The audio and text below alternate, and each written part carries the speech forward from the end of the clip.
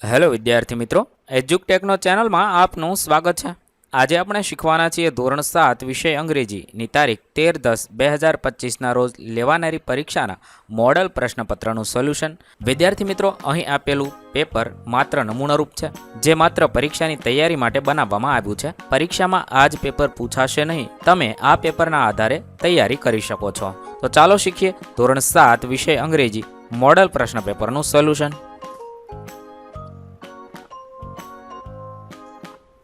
અહીં આપેલું પ્રશ્નપત્ર નવી બ્લુપ્રિન્ટ મુજબ તૈયાર કરવામાં આવ્યું છે અને જે 80 ગુણનું છે. પ્રશ્ન number 1, match A with B. A સાથે બીને જોડવાના છે. પહેલું છે let's keep our leg in the water. તો જોડી શકાય they put their legs in the water. બીજું છે લેટ્સ સિંગ અ સોંગ. તો they sang a song.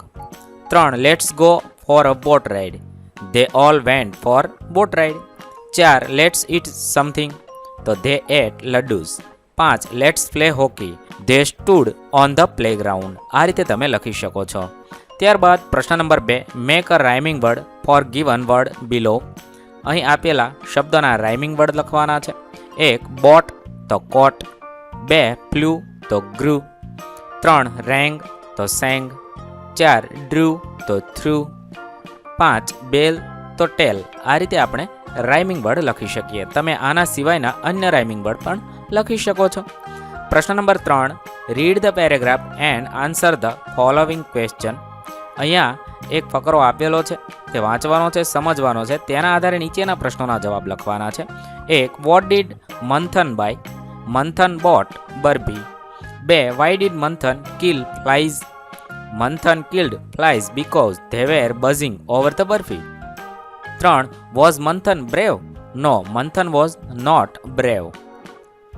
4, Manthan made a small belt. True or false? False. Manthan made a big belt. 5, find out opposite word from the paragraph. Old તો એનો opposite young થશે અને બીજું કોવર્ડ તો brave થશે. ત્યારબાદ પ્રશ્ન number 4, arrange the following sentences in proper order. આપેલા વાક્યોને યોગ્ય ક્રમમાં ગોઠવાના છે. તો પહેલું વાક્ય થશે Gopal killed 7 flies at a blow. બીજું વાક્ય થશે the king asked Gopal to kill the giant. ત્રીજું વાક્ય થશે Gopal threw some stones at the giant. ચોથું વાક્ય થશે the giant fought with each other. અને પાંચમું વાક્ય થશે ધ જાયન્ટ્સ ડાઇડ.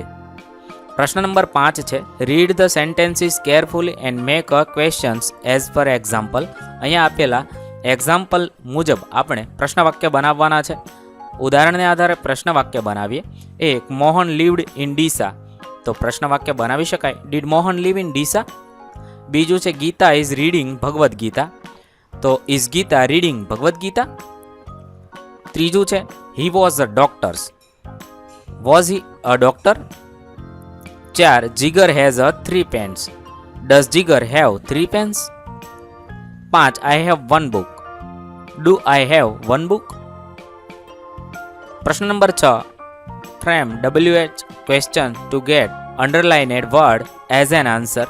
કૌંસમાં આપેલા શબ્દને આધારે આપણે WH ક્વેશ્ચન બનાવવાનો છે, જેની અંદર લીટી દોરેલા શબ્દની જગ્યાએ આ પ્રશ્ન મૂકવાનો છે. 1, Gopal killed 7 flies at 1 blow. વોટને આધારે પ્રશ્ન બનાવી શકાય what did Gopal kill at 1 blow. 2, Gopal returned to the village the next day. વેનના આધારે પ્રશ્ન બનાવીશું when did Gopal return to the village. ત્રીજું છે Gopal put jalebis in a dish. વેરના આધારે વાક્ય બનાવી શકાય where did Gopal put the jalebis. 4, Gopal liked jalebis very much. વોટના આધારે બનાવી શક્યું what did Gopal like very much. 5, flies insects were buzzing over the jalebis. વીચના આધારે બનાવી શકાય which insect were buzzing over the jalebis. ત્યારબાદ પ્રશ્ન number 7, study the visiting card and answer the question. અહીંયા વિઝિટિંગ કાર્ડ આપેલું છે, તે જોવાનું છે, સમજવાનું છે. તેના આધારે નીચેના પ્રશ્નોના જવાબ લખવાના છે. 1, વેર ઇઝ ધ શોપ? તો the shop is near Neelkanth Plaza, Danta, Banaskantha, Gujarat, India. બીજું છે what is the name of the shop? The name of the shop is Anjali Shoe House. 3, how much discount will you get if you buy shoes of 2000? જવાબ થશે you will get 25% discount of you buy shoes of 2000 rupees. 4, who is the owner of the shop? The owner of the shop is Anjali Jha. 5. If you want to visit the shop on Sunday, will it be open? Yes, the shop will be open on Sunday. પ્રશ્ન number 8. Study the graph and answer the question. આ ગ્રાફને વાંચવાનો છે, સમજવાનો છે, તેના આધારે નીચેના પ્રશ્નોના જવાબ લખવાના છે. અહીંયા તમે જોઈ શકો છો આની અંદર બધા પ્રાણીઓના નામ આપેલા છે અને તે કેટલા વર્ષ જીવે છે, લાઈફ સ્પેન આપેલું છે. તેના આધારે આપણે નીચેના પ્રશ્નોના જવાબ લખવાના છે. સવાલ number 1. Who lives shorter life than the chimpanzee? તો લખી શકાય dog, cow, goat, rabbit and sheep. બીજું છે who lives longer than the goat? તો tortoise, swan, elephant, horse, man, whale and chimpanzee. 3. Whose life span is shorter than the horse life span? તો dog, cow, goat, rabbit, sheep અને chimpanzee. 4. Whose life span is longer than the sheeps? તો cow, got, elephant, horse, main, rabbit, વેલ, સ્વાન, tortoise અને chimpanzee. 5. હુ lives longer than main?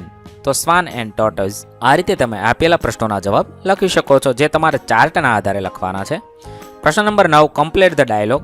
અહીંયા કૌંસમાં કેટલાક શબ્દ આપેલા છે, તેનો ઉપયોગ કરી આપણે આપેલા ડાયલોગ પૂર્ણ કરવાના છે. Nishtha says may I come in sir? Prakash says yes you May.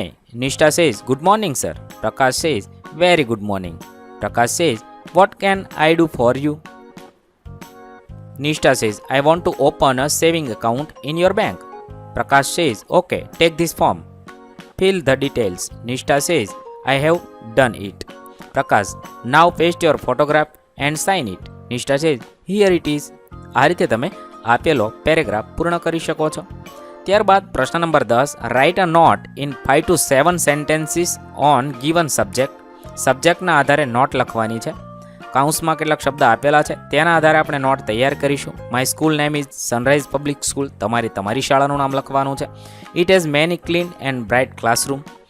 All the teachers in my school are kind and helpful.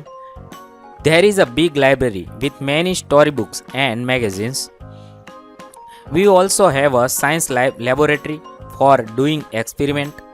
Our school has a large playground for games and sports.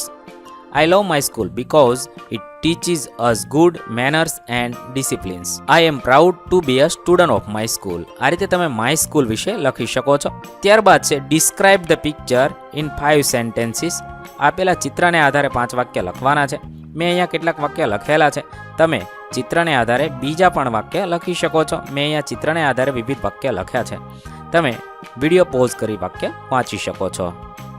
આ રીતે તમે ચિત્રને આધારે વાક્ય લખશો.